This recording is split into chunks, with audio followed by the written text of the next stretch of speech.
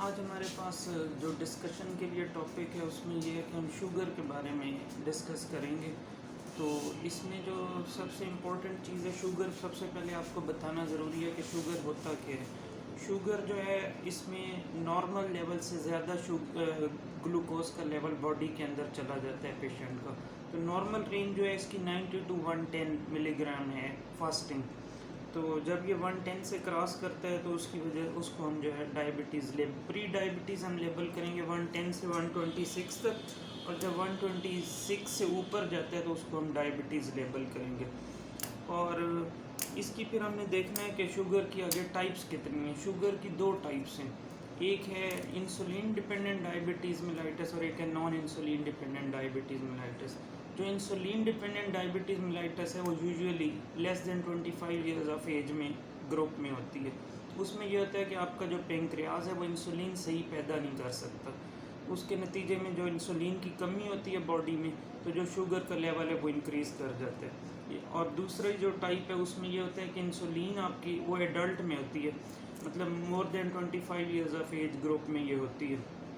तो उसमें ये होता है कि इंसुलिन तो नॉर्मली पैदा हो रही होती है बॉडी के अंदर, पेंक्रियाज आपका सही फंक्शन कर रहा होता है, लेकिन जो इंसुलिन का इफ़ेक्ट है बॉडी के सेल्स के ऊपर उसमें रेजिस्टेंस आ जाती है। तो वो वो इफ़ेक्टिव नहीं रहती इंसुलिन। तो उसमें भी हाइपरग्लाइसीमिया हो जाता है, शुगर का लेवल बॉडी में इंक्रीज़ कर जाता है। तो इसके नॉर्मल लेवल्स जो हैं बिलो 110 फास्टिंग या रैंडम आप जाएंगे तो 160 से ऊपर है तो हम उसको डायबिटीज़ लेबल करेंगे।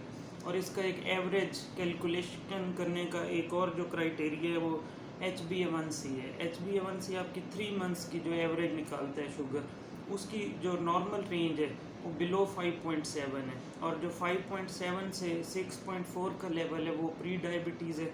और 6.4 से जब ऊपर 6.5 या उससे ऊपर जाती है तो उसको हम डायबिटीज़ लेबल करते हैं।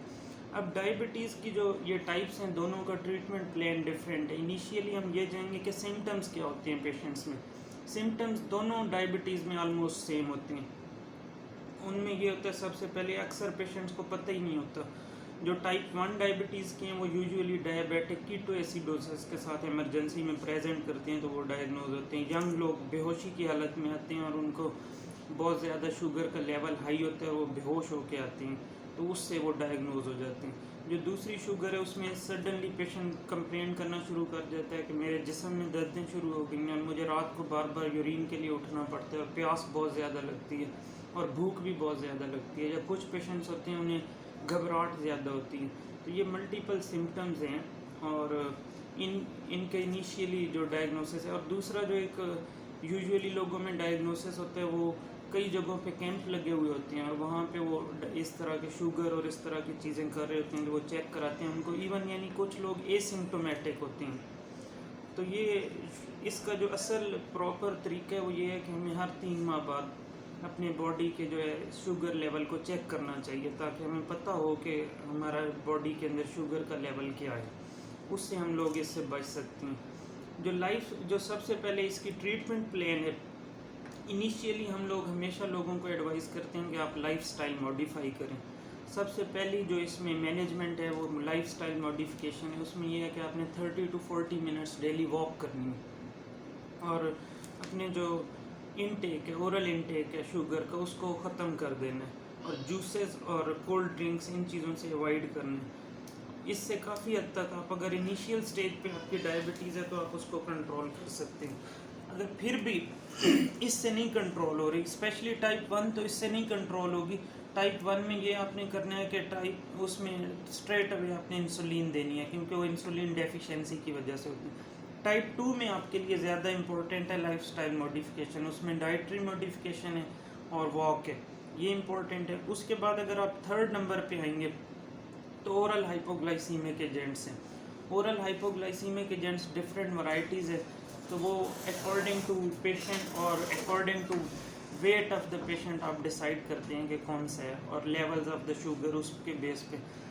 तो इसमें ये है, सबसे इम्पोर्टेंट चीज़ ये है कि आपने जो है ना शुगर का लेवल रेगुलरली चेक करना होता है विद मेडिसिन, क्योंकि इसमें अक्सर ये भी होता है कि कुछ पेशेंट में मेडिसिन का रिस्पांस ज़्यादा एग्रेसिव आ जाता है, कुछ में कम आता है। तो जिनमें ज़्यादा आता है तो उनमें शुगर लो भी बड़ी जल्दी होती है। तो आपको लो के सिम्टम्स से भी आगाह होना चाहिए। लो शुगर के सिम्टम्स ये होते हैं कि पेशेंट की ट्रेमर्स शुरू हो जाते हैं, प्रोफ्यूज स्वेटिंग शुरू हो जाती है, और इवन पेशेंट अनकॉन्शियस भी हो सकता है। अगर शुगर लेवल बिलो 60 या बिलो 50 चला जाए तो पेशेंट अनकॉन्शियस भी हो सकता है। तो जब भी आप ट्रीटमेंट इनिशिएट करेंगे तो आपने शॉर्ट मील्स लेने हैं, हर 3 से 4 घंटे बाद आपने कोई ना कोई चीज़ लेनी है।